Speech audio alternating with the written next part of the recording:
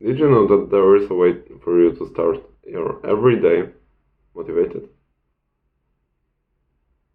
Before we go straight into it, we have to first make sure that you understand what motivation is and where it comes from, because it will be crucial for you to be able to manage motivation in your own. So, motivation is a feeling of wanting to do something. So you've definitely heard the word motivation, and you probably heard it in the debate between what is better, motivation or discipline. Is it motivation that when you want to do something, or is it discipline that when you don't want to do something, yet still you do it? And in general, of course, every person thinking clearly and healthy would say that discipline is better. But some people go to extreme. They say that discipline is best and you only need discipline. Well, answer my question. Sorry. If you would have an option to be motivated to do things you have to do every day,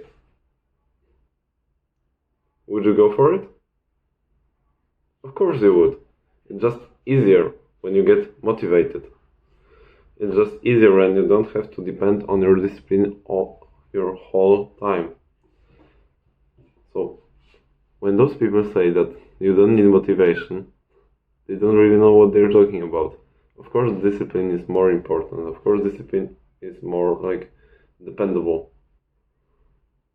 But motivation is a great feeling. And where does motivation comes from? It comes from dopamine. That's the word that you've definitely also heard. It generally works in a way that the higher the dopamine, the higher the motivation. So to boost your motivation, you should boost your dopamine. But I've already recorded a video about that, but I believe that the topic is so important that I can talk about this certain thing again instead of sending you my old video. Dopamine works in a pretty strange way.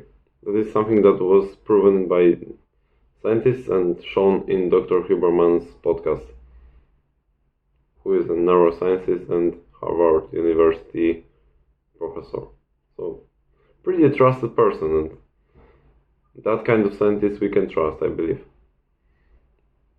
When you do things that give you this easy dopamine, this quick dopamine, so those things that are considered bad habits because they're bad for you.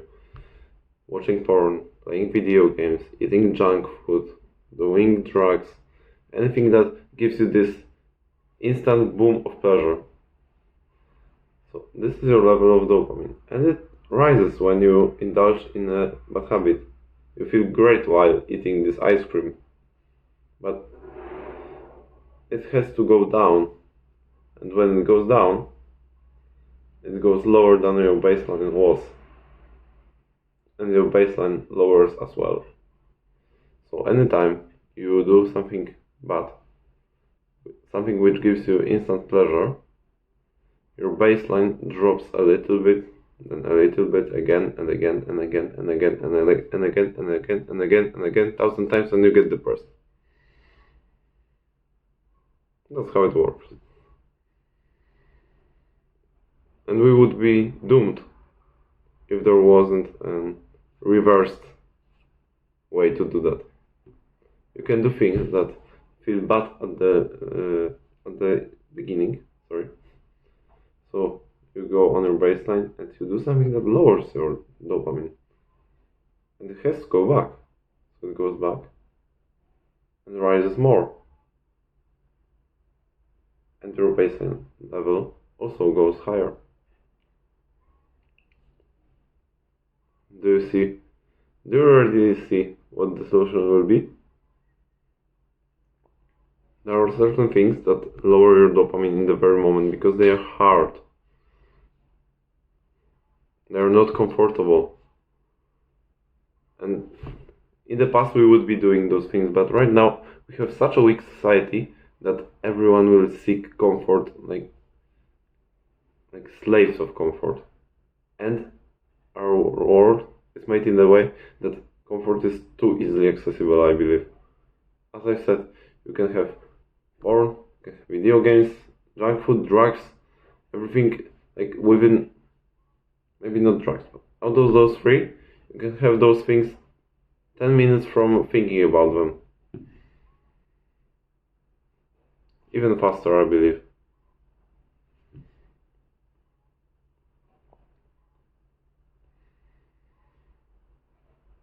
So in general, to boost your motivation, you have to long-term boost your dopamine.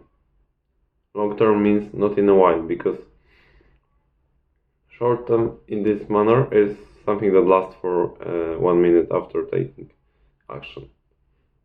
You want to do something that is hard at the very beginning and brings you more dopamine after the baseline goes higher, because your dopamine will probably go like this. It will be messy, but in general you have to maintain the baseline getting higher and higher and higher, higher and higher and higher with time, which won't be easy, but you're able to do that. When you're watching a video like this, you're not a normal person that is willing to live a normal life anyway. So it will be easier for you to focus and with time gradually improve your life. But what can you do to improve your life? What can you do to improve your dopamine system so motivation for work comes? Think of things.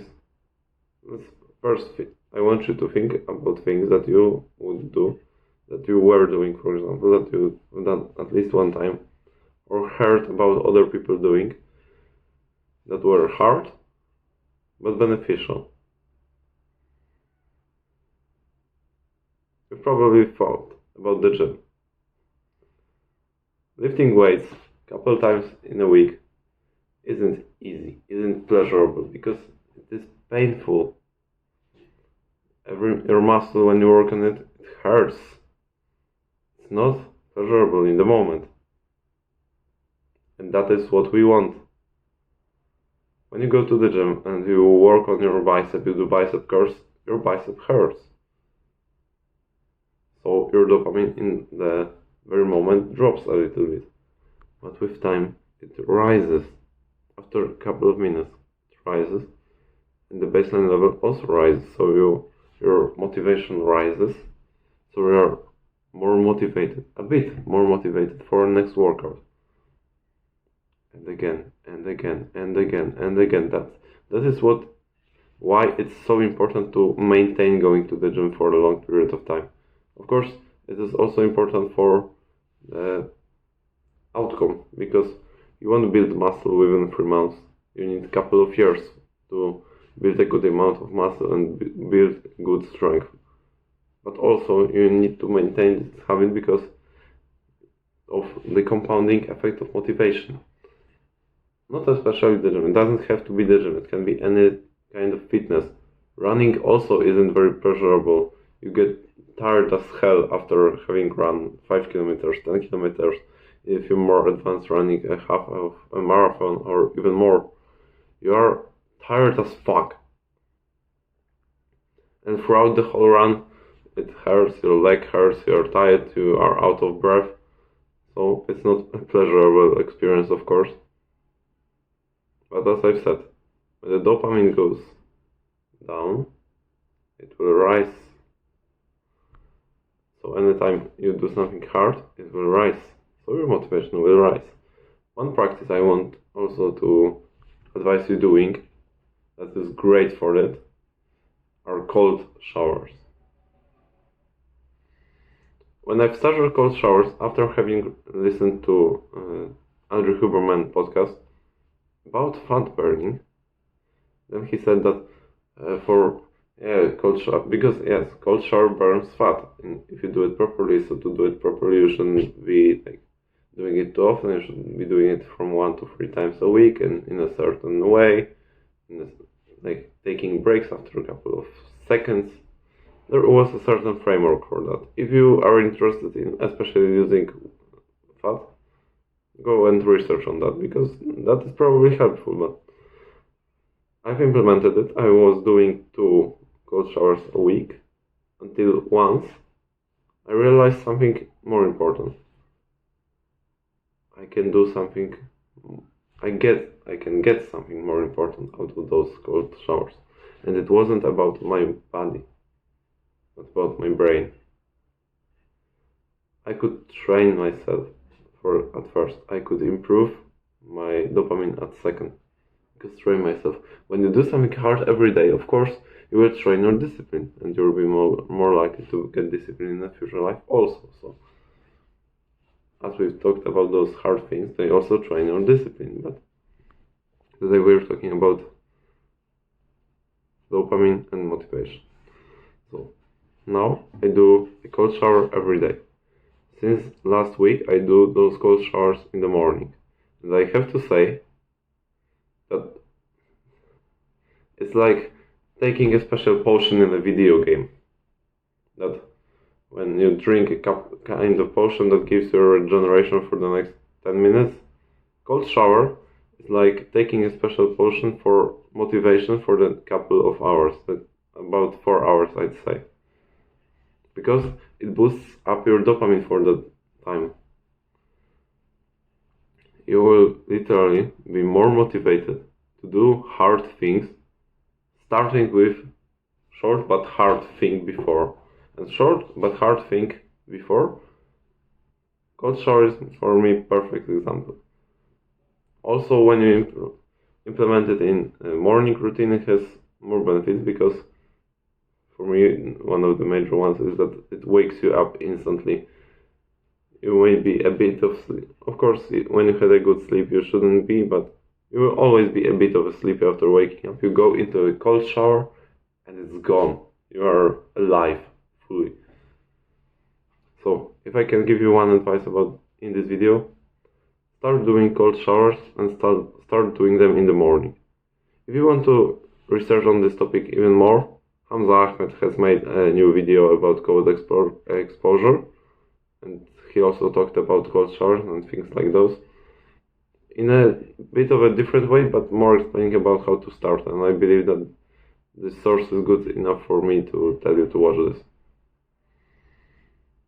If you found this video helpful, make sure to subscribe to my channel so you don't miss out on my future videos, which will come with a good quality. And now make your way to a better future. Love ya.